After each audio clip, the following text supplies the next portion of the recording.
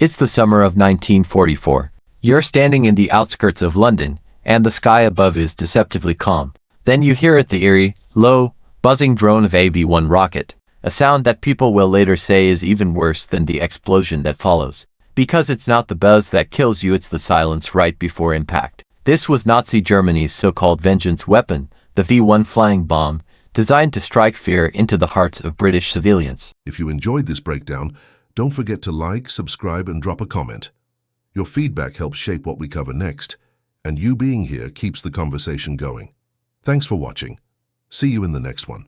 It flew pilotless at 400 miles per hour, carrying a 1-ton warhead and raining terror across southern England with chilling unpredictability. The Germans didn't just want to kill, they wanted to break people's spirits. But what the Nazis didn't count on, that one of the most formidable lines of defense against their terror weapons wouldn't come from Britain's Royal Air Force or elite European forces, but from a group they never expected, an all-black American anti-aircraft unit, the 452nd Anti-Aircraft Artillery Battalion. Let's just pause on that for a moment, because even today, their story feels like something out of a war movie that somehow never got made. The 452nd were the underdogs in every sense, fighting both a foreign enemy and institutional racism within their own ranks. And yet, they were the ones who helped save London. Armed with 90mm anti-aircraft guns, SCR-58 radar units, and M9 predictor computers, some of the most advanced technology of the time, this battalion did not just show up.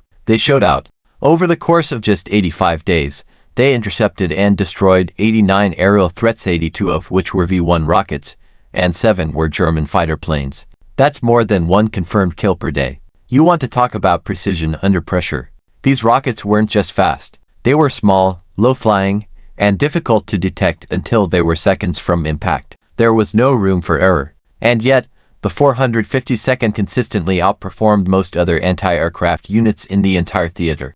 Now, here's where it gets personal. These men, highly trained, hyper-skilled, and technically proficient, had to fight tooth and nail to even get a seat at the table. The US military, still racially segregated, had every reason not to believe in them. Officers doubted their intelligence, their competence, even their basic right to be there.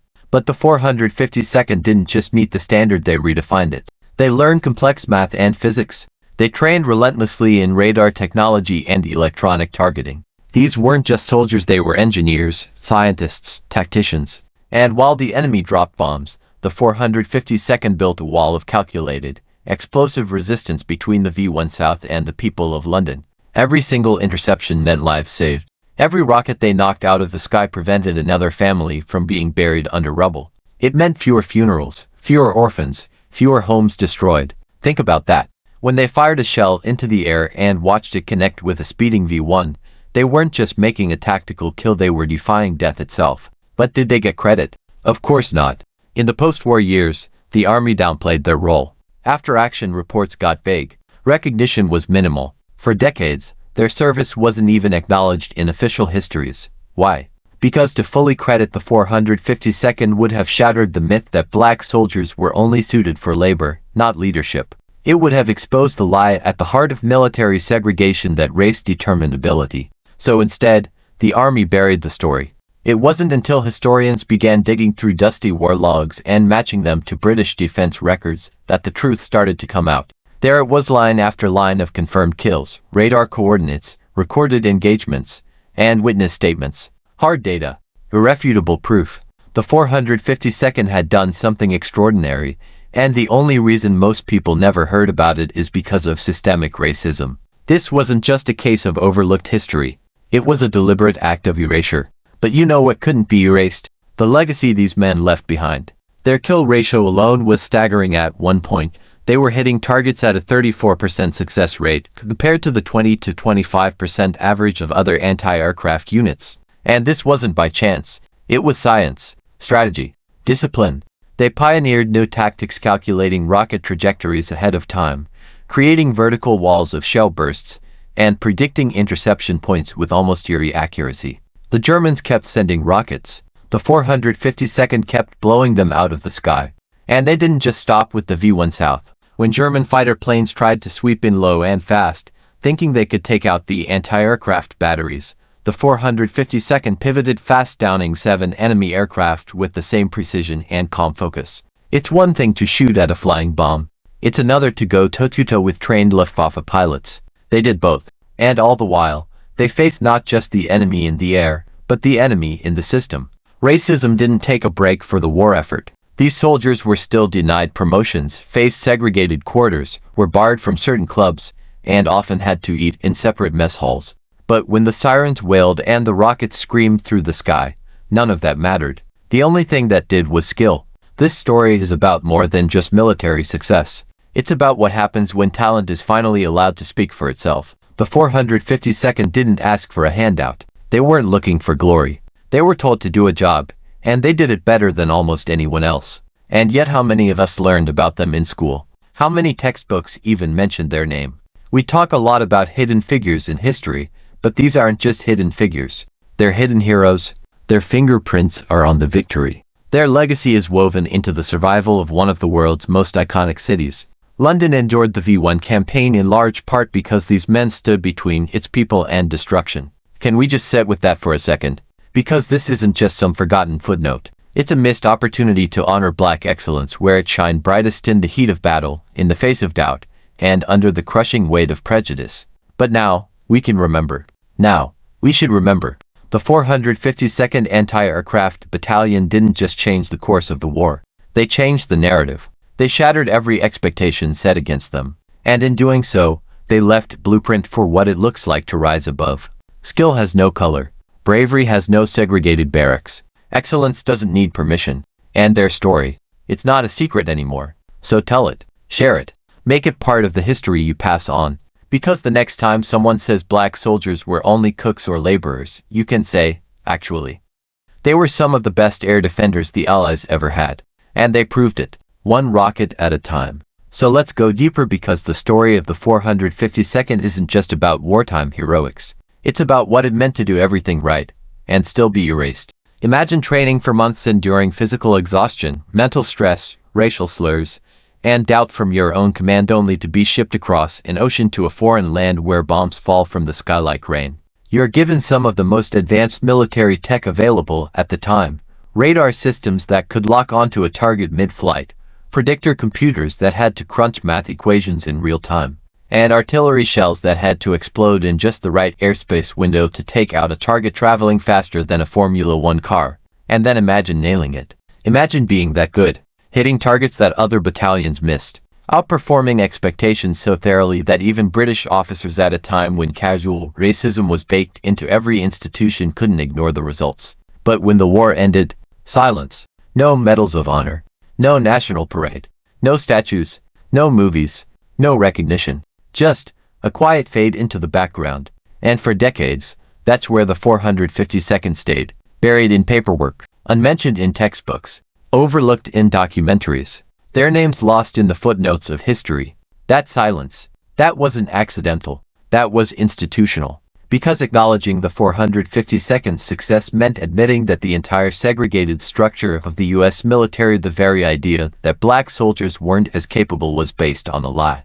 You can't celebrate the best anti-aircraft unit in the war when you've built a system that said they didn't belong there in the first place. So the Army did what systems often do when facts become inconvenient. They minimized. They softened. They rewrote. They forgot. But truth has a way of leaking through the cracks. And years later, when historians and military researchers finally started comparing American after-action reports with British defense records, guess what showed up over and over again? The same battery positions, the same kill counts, the same unit names: 89 confirmed aerial kills, 82 V-1 rockets, 7 German fighters, 1 battalion. The numbers didn't lie. So now let's talk legacy, because numbers alone don't tell the full story. You want to know what the 452nd gave us? Besides the obvious victory in the air, they gave us proof. Proof that training, intelligence, and courage have nothing to do with skin color. That given the tools and the chance, people will rise. Every time. They proved that the racist gatekeeping of opportunity wasn't just wrong, it was dangerously wrong. It cost lives. Because for every black unit that wasn't trusted with radar, or computers, or cutting-edge weapons, that was one less fully optimized defense line. The 452nd didn't just succeed, they exposed how much potential had been deliberately suppressed. And when you think about how long it took for their story to be told, it makes you wonder, how many more stories are still buried? How many more units, battalions, individuals did their part, fought bravely, served with skill, made history only to be erased because they didn't fit the preferred narrative? It's infuriating and heartbreaking, but it's also empowering, because when the 452nd story did come out, it came out strong. Military records were unearthed, interviews with surviving veterans were published, scholars highlighted their achievements, and finally the battalion was recognized for what it was, one of the most successful air defense units of World War II. Period. Not just the most successful black unit, not a surprising success, not a footnote in history, but a headline, a game changer. And here's the dramatic irony: those V-1 rockets, Hitler's so-called vengeance weapons, they were supposed to terrorize, to break morale, to show the world that Germany still had the upper hand.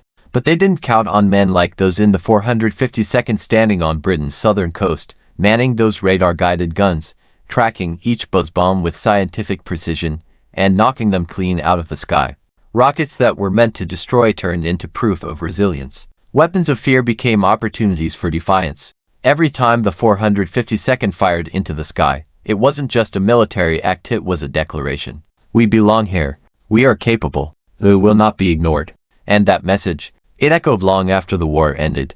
Because once those myths about racial inferiority start to break, you can't rebuild them.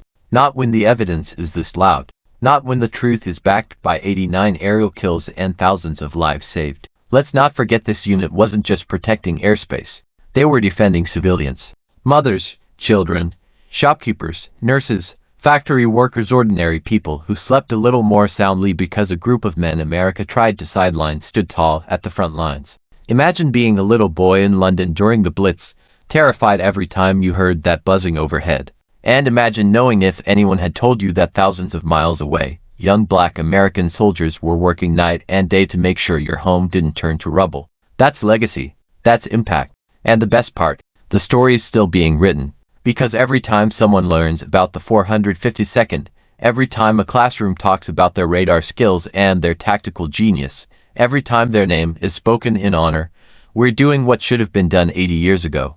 We're telling the truth. And we're reminding everyone that history doesn't belong to those who write it fastest, it belongs to those who lived it best. So if you've made it this far, here's your part in the story. Share it. Talk about it. Bring up the 452nd the next time someone brings up the war. Don't let their contributions slip back into the shadows. These men faced down the literal machines of death and won. They fought with brilliance and bravery in a world that refused to see them as equals. And they still came out on top, not because they were allowed to, but because they were unstoppable. That's not just history. That's a legacy written in fire, radar, and uncheckable courage. Let's get real for a second, because there's a part of this story that still stings. A part that makes you pause and ask, how many more times is this going to happen? How many more stories like the 452nd are still sitting in dusty boxes, buried under bureaucracy and bias? How many times are we going to realize, decades too late, that the people we should have been celebrating were pushed aside, silenced, or written out entirely? The answer is, too many. But the story of the 452nd Anti-Aircraft Battalion cuts through all of that like a tracer round in the night. It's clear, it's undeniable, and it burns with the kind of truth that can't be smoothed over or explained away. These weren't just good soldiers. They were the best at what they did, and what they did was protect a nation that barely even acknowledged them. Let's go back to the front lines again, just for a moment. You're standing in a muddy field in southern England. You've got less than 10 seconds from the time V-1 is picked up on radar to when it's over your head. There's no margin for error. You hear the buzz. You glance at the screen. The data is rolling in altitude, velocity, trajectory. The computer spits out the firing solution. You shout coordinates. The shell goes up. Boom. One less rocket heading toward London. One more family that gets to wake up in the morning. And maybe if you're lucky, someone somewhere will write it down. But no promises. Because back home, people are still debating whether you're smart enough to even handle that equipment. Whether you should be allowed in the same mess hall. Whether you should be allowed to vote. Whether your name even deserves to be remembered. And yet, none of that stops you. Because you're not there for credit. You're there because you know what's at stake. You know every rocket you shoot down is a direct counter to Hitler's plan to terrorize civilians. You know every kill is a blow against fascism. You know that your presence in this war doing this job is a revolution in itself. This was technical warfare, not brute force, not just boots on the ground. This was radar and mathematics and electrical engineering. It was predicting speeds, computing blast radii, and timing fuses down to the millisecond. It was advanced warfare and these men mastered it. Let's not romanticize it too much. This wasn't glamorous. These guys weren't operating from high-tech command centers. They were often working in cold, damp, open-air sites. Rain, mud, malfunctioning equipment, tension so thick it could knock the wind out of you. And yet they locked in, held steady, and kept going. That's what makes their story so powerful. Not just what they did but how they did it. With no fanfare, no guarantees, just focus and grit. And here's where it turns even more poetic, because while Hitler tried to use terror as a weapon, the 452nd turned science into a shield. They fought fire with data, chaos with calculation. They used intelligence and teamwork to dismantle fear, 1v1 rocket at a time. And make no mistake, they weren't just helping London, they were changing the war. Every intercepted rocket was a wasted Nazi investment. Every successful engagement was a tiny victory that chipped away at Germany's psychological campaign. And in that way, the 452nd didn't just stop bombs, they rewrote the message the enemy was trying to send. But what about after? What happens when your tour is over, when the threat is gone, when the uniforms are folded and the guns fall silent? You go home? And that might be the cruelest twist of all. Because for a lot of these men, home didn't feel like victory. It felt like starting over in a country that didn't know what they'd done, or worse, didn't care. Imagine going from shooting down V-1 rockets to being told you can't sit at the front of the bus. You were trusted with $50,000 radar systems, but not a bank loan. You protected one of the most important cities in the world, but couldn't buy a home in certain neighborhoods. And here's the kicker, you don't talk about it. For years, most of the 452nd veterans didn't. They returned to ordinary life, working jobs, raising families, staying quiet. Maybe there was the occasional story to a grandkid, a photo, a patch, but the full weight of what they'd done, tucked away, because they'd been taught by the silence, by the erasure, that their service didn't count the same way. And suddenly, this forgotten story had faces, names, emotions. It was no longer buried, it was alive. And maybe that's the best way to honor them, not with a plaque or a medal, though they deserve those too, but by telling the truth, loudly, repeatedly, to make up for all the years it was whispered or ignored. Thanks so much for watching. If you made it all the way to the end, you're officially part of the small percentage of people who don't just click away, and that means a lot. Before you go, I'd love to hear from you. Drop a comment below and tell me your thoughts, your ideas, or even what you'd like to see next. I read every single one of them, and your feedback genuinely shapes the direction of this channel. If you enjoyed the video, tap that like button, it tells YouTube this content is worth sharing. And if you haven't already, hit subscribe and turn on notifications so you don't miss the next upload. We've got more exciting videos coming, and trust me, you'll want to be here for them. This channel is just getting started, and your support helps it grow faster than you realize. Thank you again for spending a part of your day here with me. Stay curious, stay motivated, and as always, take care of yourself. Until next time, I'll see you in the next video.